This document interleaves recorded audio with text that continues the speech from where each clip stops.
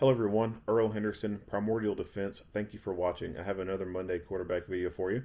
I'm going to play the entirety of this video and then I'll go back, hit rewind, and talk about things that are going on to better explain what's going on and talk about things that I think that were done right and or done wrong. Without further ado, here we go.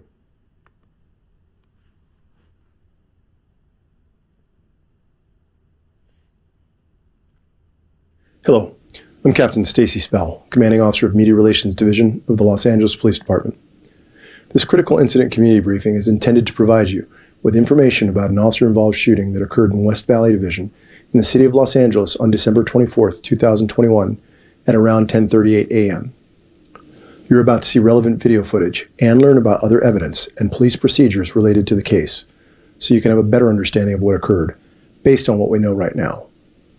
The LAPD conducts very thorough use of force investigations, which typically require investigators to interview multiple witnesses, view numerous hours of video footage, and analyze a significant amount of forensic evidence. We are still at the very early stages of this investigation, which can often take up to a year to complete, and our understanding of the incident may change as this additional evidence is collected, analyzed, and reviewed. We also do not draw any conclusions about whether the officers acted consistent with our policies and the law until all the facts are known and the investigation is complete. A word of caution. The images and information you are about to see may be disturbing. When a police officer uses force to arrest a suspect or defend against an attack, it can be graphic and difficult to watch. In addition, there may be strong language used by those shown in the video. Viewer discretion is advised, especially for young children and sensitive viewers. West Valley patrol officers responded to multiple reports of an assault with a deadly weapon suspect in the area of Van Alden Avenue and Sherman Way. The suspect had been seen firing a gun into the air. Here are the 911 calls and corresponding radio broadcasts for this incident. City 911, operator 700. Yes, there's a guy walking on Van Alden and Sherman Way, and he has a firearm. Okay, give me a description of this man. Is he white, black, Hispanic, or Asian? I think he's Hispanic. Okay. About how? He's wearing a sweatshirt with a hoodie. What color is that sweatshirt, ma'am? It was like a dark gray. Dark gray. He's still on the street. Okay, he's walking, or is he just standing in front of a business? He's walking. Okay. You know what color pants and shoes he's wearing, or you didn't see? It was dark. Dark. It was dark, maybe jeans, but they were dark. Okay. And did he threaten anyone with it, or where does he have it? Just holding it in his hand, or No, just placing it? I was driving next to, he pulled it, came out of the car, and then he had the gun in his hand. Okay. And he shot, I don't know if it was a real bullet or not, but he shot it, and then he put it in his back. Okay, so there was a shot that was fired. Yes. Okay. All right. Okay, and do you want to remain anonymous or leave your name and phone number? Do you know if he hit anyone? No. Nah, I don't think so. Okay. I'm anonymous. Okay, I'll send an officer out there, okay? Okay, Okay, thank you. Bye. Bueno, sí, ¿me escucha? Sí, necesita policía, paramédicos, bomberos. Sí, necesito a reportar una persona que anda aquí con una pistola tirando balazos. ¿A dónde, señor? ¿Cuáles calles o cuál dirección? Ok, la calle es entre Sherman Way y Van Alden. ¿Van Alden? Van Alden y Sherman Way, aquí está por la Hart, es entre medio de Hart y Sherman Way. ¿Y esta persona dónde está? Ahí anda por la calle tirando balazos ahorita. ¿Pero miró a la persona, sí o no? Sí, ¿Hombre o lo miré mujer? cuando tiró los balazos. Es un hombre. ¿Recuerda algo, información adicional, ropa o que traía puesto, edad? Sí, pues aquí anda, lo estoy mirando ahorita, ahí anda caminando por la calle. ¿A dónde está caminando él ahorita? ¿Sobre la Sherman Way o sobre Ahorita la Van Alden? por Van Alden va rumbo a Sherman Way. ¿Es latino, moreno, asiático, blanco? Latino, es un latino, ¿Qué trae? chaparrito. Camisa, pantalón, ¿qué color? Chamarra, trae una chamarra y un gorrito negro. ¿La chamarra qué color, señor? Es así como ceniza, color ceniza. ¿Y va solo por lo que usted miró? Sí, ahí anda solo, ahí anda con la pistola en la mano tirando balazos. Ok, señor, le aviso a los oficiales, mantenga su distancia. Dice que lo alcanza a ver de dónde está. Sí, lo estoy mirando ahorita, de aquí se mira. Y se mira que va caminando hacia la Sherman Way. Sí, va hacia con rumbo a Sherman Way. Ok, señor, permítame, ok, porque creo que los oficiales ya andan por ahí en la área. Entonces yo le voy a avisar a ellos, Muy bien. ok. Un momento. Ok, muy bien, muy gracias. West Valley is shooting just here, Van Alden and Sherman Way, Van Alden and Sherman Way. Walking on Van Alden, the sister came out Hispanic, wearing a dark gray hooded sweatshirt, dark pants, armed with a handgun, fired one round. No victims seen. It's code 3 incident 1311 RD 1023. As officers in an air unit arrived overhead, they observed the suspect walking toward Sherman Way, armed with a handgun, and directed responding patrol officers to his location. That suspect was identified as Brandon Alberto Camorlinga. When patrol officers arrived to the area, they observed Camorlinga walk onto the street in front of oncoming traffic. And as the officers exited their vehicle, Camorlinga walked toward the officers, pointed a handgun in their direction, and an officer-involved shooting occurred. Camorlinga then retreated behind multiple parked vehicles and ran toward the front lawn of a nearby residence. Officers attempted to establish communication with Camorlinga by repeatedly telling him to put down the gun. However, Camorlinga refused to comply, pointed his handgun in their direction once more, and an additional officer-involved shooting occurred. Camorlinga was struck by gunfire and collapsed to the ground, where he was taken into custody. This incident was captured on the responding officer's digital in-car video. Most marked vehicles assigned to patrol have a camera mounted inside, which activates when emergency lights are turned on. The camera can also be manually activated. These digital in-car cameras have a buffer of video without audio. Upon activation, the camera goes back 1 minute and starts recording.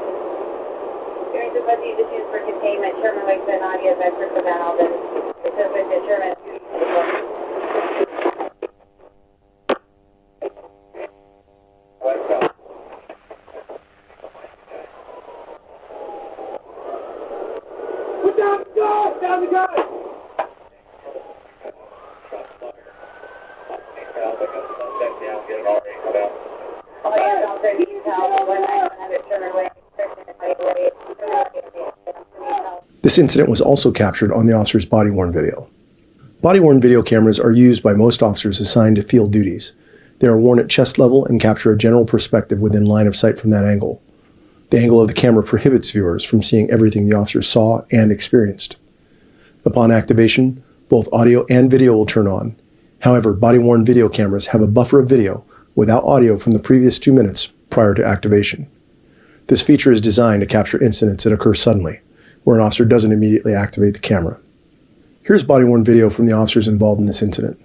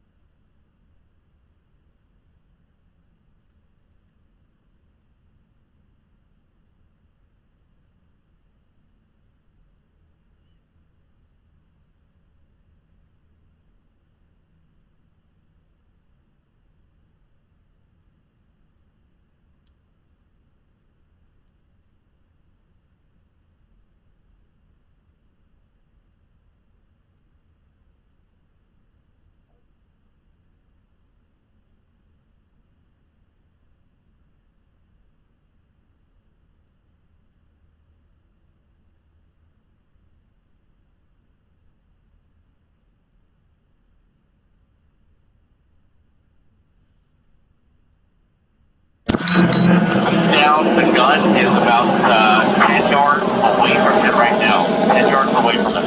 Get on the PA and get this guy off of the way. Suspect is down. The weapon is 10 yards from the suspect. Get out of the way! You're in the building!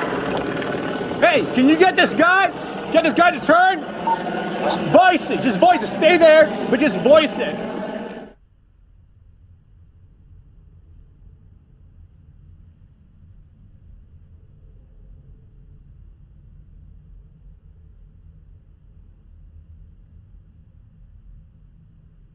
Put down the gun!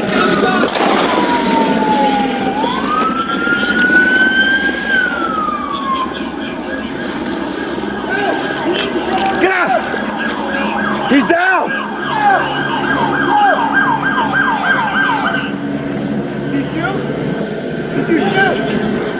No. Snowy!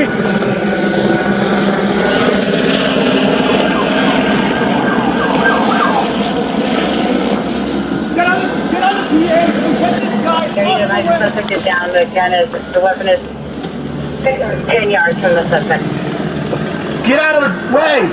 You in the Buick!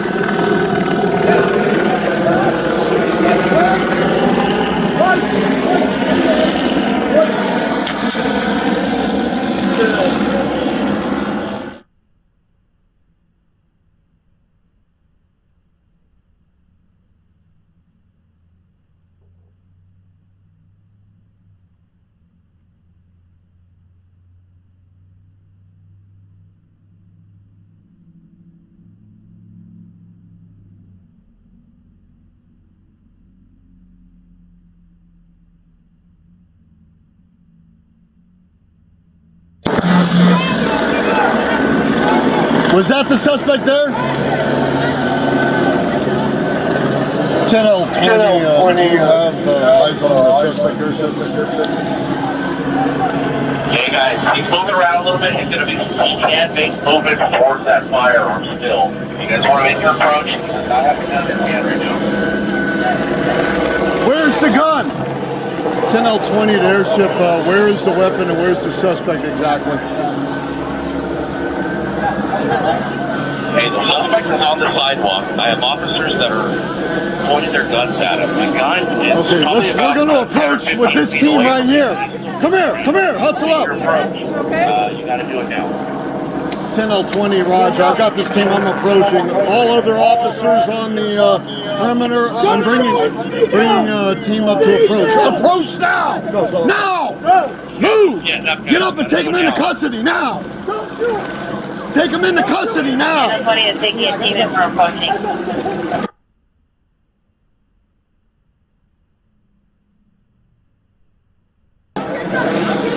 I got the gun. Lock him up. They're making contact with the taking him into custody. Three advisors making contact, taking suspect into custody. I got it. 10L20, you show code 4, the suspect's in custody. I need an RA to respond to my location here for a male Hispanic. Where's the gunshot wound? He's conscious and breathing. He's approximately 35 to 40 years old, suffering from one gunshot wound. Stay on the ground. And my med kit? In the trunk? Left side. Los Angeles Fire Department paramedics transported Camorlinga to a local hospital, where he was treated for a gunshot wound sustained during the incident. Camorlinga's gun was recovered at scene and booked as evidence.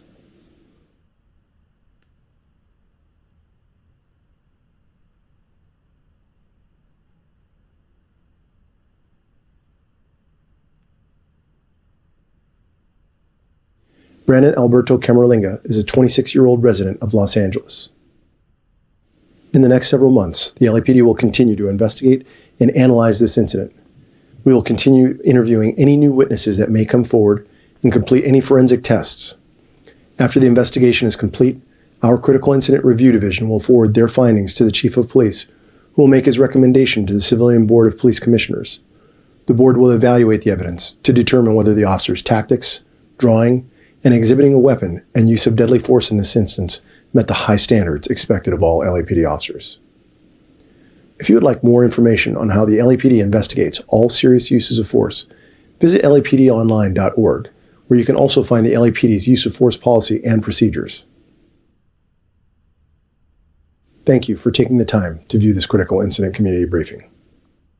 All right. You get a call of a guy with a gun. He shot his gun into the air.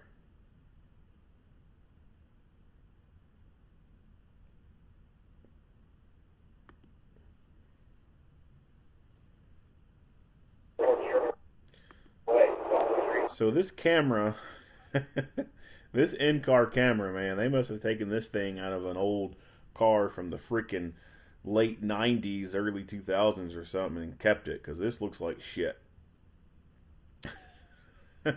I'd have thought that maybe LAPD would have some better in-car cameras, but holy shit, this looks awful. Anyway, During the budget issues for containment, Sherman Way to Nadia, Bedford, Savannah. Of course, this guy, he walks out here in the middle of the road, and he fires a shot at them.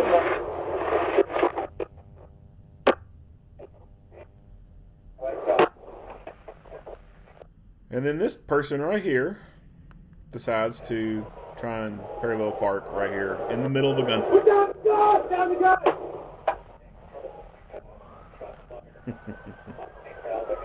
The damnedest things, right?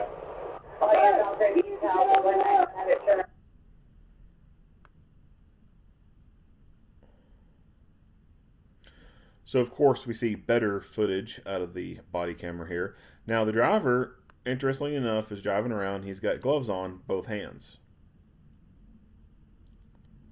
Now, for whatever reason, he decides to deglove one and then grab his coffee. I don't, no idea what his train of thought with that is. I don't know. We don't get to see a whole lot because his camera's kind of pointed down here at the door frame area. You do can tell that he does fire his gun. Now, back it up. Now, the suspect is a little bit somewhere right in here. So if this car wasn't here, you'd be able to see him on the sidewalk. Now, this is a pretty decent distance from here to there, and he fires. Now, I don't know if both his rounds hit or if both his rounds missed and someone over here fired and one of theirs hit, or someone over here fired. I don't know. There's no real clear explanation on who all shot and whose rounds hit him. We know the guy went down with at least one round, and that's all we know for sure. Now, we see other videos where there are misses in a gunfight. Now, at this distance, using pistol, I can see a miss happening. It's damn near inevitable that you're going to miss at this distance with a handgun. The downside to missing is look at all these windows. Bunch of residential buildings. Lots of windows. A stray round could go through a window and pop someone in the face. This dummy right here, trying to parallel park there in the middle of a gunfight, a round could go through his window and hit him too. They're already responding to a call involving a person with a gun. What should have happened and what needs to happen is police need to go to these calls with rifles. If there was a rifle in this car, then they should have paused long enough for this person to get out and go to the back and get it, unless they kept it right up here between the seats. I don't know if they do or not. It's kind of hard to see from this angle if there's anything in the car. Then, of course, we get reflection off the window there. So no real idea if there's a gun in the cab or not. Other videos I've seen, they keep their stuff in the cargo hold in the back of the SUV. So if that's where they keep their rifle at, then they should have stopped long enough for the passenger to grab that rifle That way when they get there and they dismount, boom, passenger's got a rifle, he can get out. And one, you've got a rifle in a gunfight, but then two, you get more accuracy with a rifle as well. So, but that is a recurring problem within law enforcement. It's more of a culture thing. Officers just tend to neglect to get their rifles out when they go to calls involving guns or the potential for there to be gunplay. I wish it would change overnight. It's not going to, but it's something that needs to change, because I've seen way too many videos of officers going to calls involving gunplay, and all they get out with is their damn pistol. Pistols suck. The ammunition is horrible, but they're more comfortable and convenient to carry on a daily basis, and pistol can kill. Lots of people get killed with pistols, but when you compare people who've been able to get back up after being shot with pistol versus rifle, you're going to find that a fuck ton more people get back up after being shot with pistol than they do rifle. Not saying that everyone goes down with rifle. There's been some who've gotten back up after being shot with rifle, but again, when you compare that to pistol, there are a crap ton more people who get up after being shot with pistol. Not a whole lot of people out there can take rifle hits and then get back up. So you're getting out into a gunfight with a rifle, which is always going to be better from the lethality standpoint, incapacitation standpoint, but then also there's more accuracy involved there. You can take a better, well-aimed shot with a rifle than you can a pistol.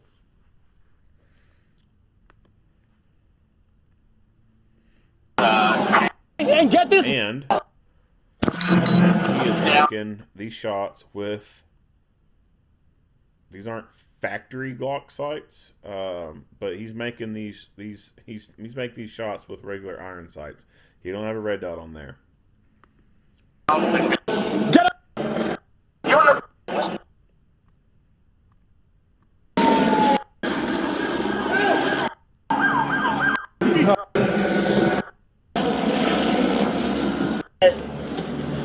10 yards from the suspect.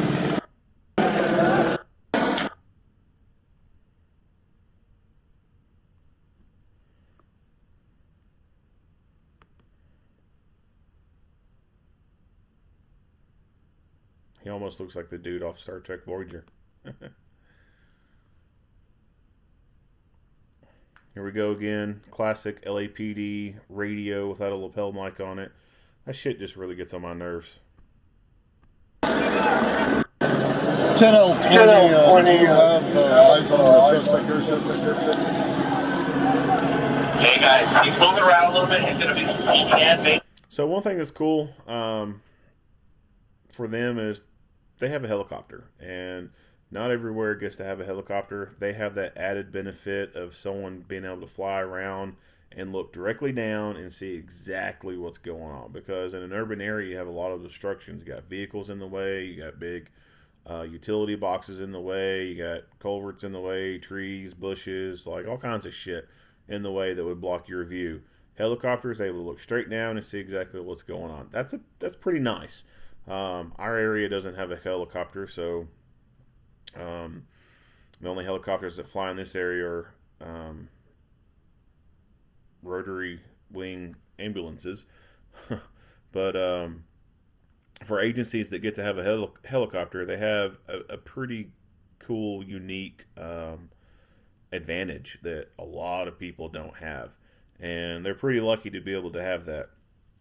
And so they're able to get that visual of what's going on. Anywhere else, they're just going to have to choose a way to what they think is the best way to approach, and then make that approach without having great overhead eyes on. Moving towards that firearm still. You guys want to make your approach? I haven't done this yet right now. Where's the gun? 10L20 to airship, where is the weapon? Hey, the suspect is on the sidewalk. I have officers that are pointing their guns at him. The gun is Okay, we're going to approach with this team right here. Come here, hustle up. Okay. You got to do it now. 10L20, Roger. I've got this team. I'm approaching. All other officers on the perimeter. I'm bringing a team up to approach. Approach now! Now!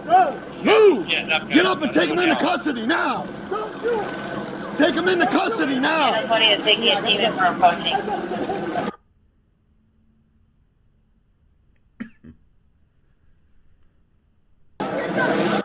So the supervisor is a little, a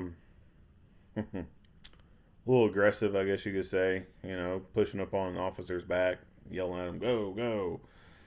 Hey, I get it. You know, you're amped up, whatever. But it's like the first time I've seen a kind of a loud, boisterous kind of supervisor from the LAPD. I don't know if, and you know, it could be a thing where sometimes they just have to like motivate their officers to go forward and do something. You know, that could be that too. You know, it could be sometimes they just don't listen very well. I don't know. But it's something that when you hear and see the actions of someone, you kind of take notice. And I mean, that's just kind of something that I've noticed is this supervisor is kind of out there. I got the gun. Lock him up. They're making contact with the taking in custody. Every advisor making contact, taking suspect into custody. I got it. So they are making contact with him without any gloves. Again, I've said this before. If there's someone with bodily fluids, someone's life sauce is leaking out of them, you want to put gloves on. If they are just so happening to lay there and be bleeding, and it takes you a minute to put your gloves on, then guess what? They're going to be lay there bleeding for a minute until you get your gloves on all the way. You have to assume that somebody has something when you see bodily fluids. You got to assume they got AIDS, hepatitis, something. Usually, bad guys, they make bad decisions in life. Henceforth, why they're bad guys, right? That's why they're shithead criminals. So, logic would say that if they've made those kind of bad decisions in life, then there's probably a pretty good chance they've made bad decisions in regards to, like, drugs, sharing needles with someone, or having unprotected sex with prostitutes or other questionable people. So you always have to assume that people have some kind of bloodborne pathogen that you don't want. And you don't want to catch something and end up causing your life to end early, or it end up ruining your home life. I mean, what would you do if you ended up catching AIDS at work and then you weren't able to make love with your spouse and then try to have a kid? Like, just by the simple act of trying to procreate, you're going to infect your spouse with something, and then, like, that would suck. So, should always be putting gloves on before touching people. 10L20, you show code 4, the suspect's in custody. I need an RA to respond to my location here for a male Hispanic. Where's the gunshot wound? He's conscious and breathing. He's approximately 35 to 40 years old, suffering from one gunshot wound. Stay on the ground. And my med kit in the trunk, left side. Los Angeles Fire Department was recovered at scene. Okay, so what kind of gun is this?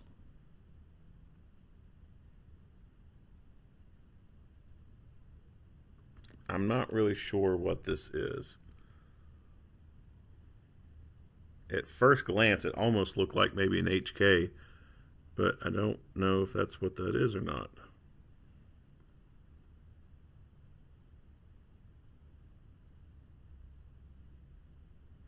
Maybe a Canic?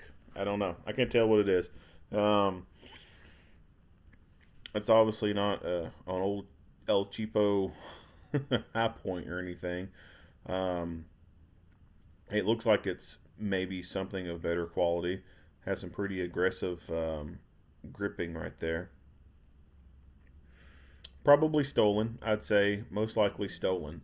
This was probably some, gun guy's gun.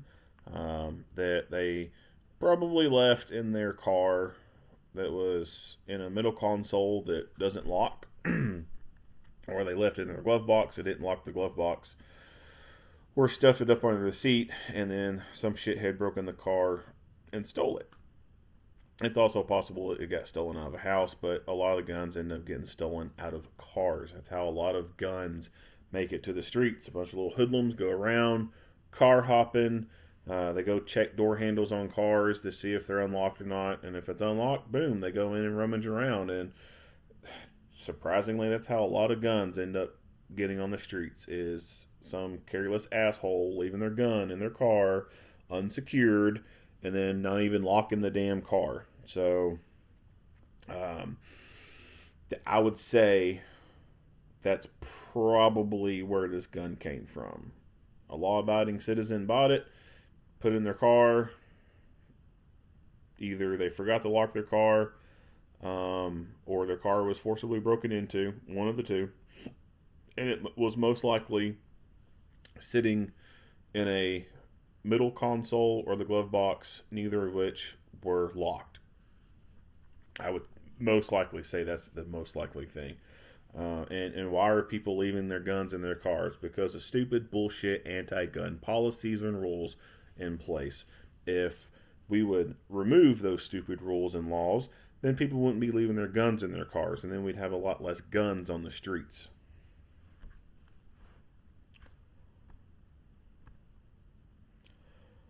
Of course, he survived this, and he's being charged with all this. Now, the way old liberal California is, see here, this happened, or he was charged on January 7th, 2022. It is now February 2nd, 2022 at time of recording. I wouldn't be surprised if this dude is out by summer and is enjoying the California summertime weather and is drinking it up and enjoying life. Would not be the least bit surprised if he gets out by summer. California, Los Angeles, like many places, lots of large cities, bunch of liberals. They are seeing a rise in violent crimes, and they are seeing lots of violent offenders being released. That's part of the problem, is people releasing these violent criminals way too soon. Not much else to say about this video. If you like what you hear and see, go ahead and give me a like and a share. If you have not already, hit that subscribe button and stay tuned for more Monday quarterback videos. Earl Henderson, Primordial Defense. Thank you for watching.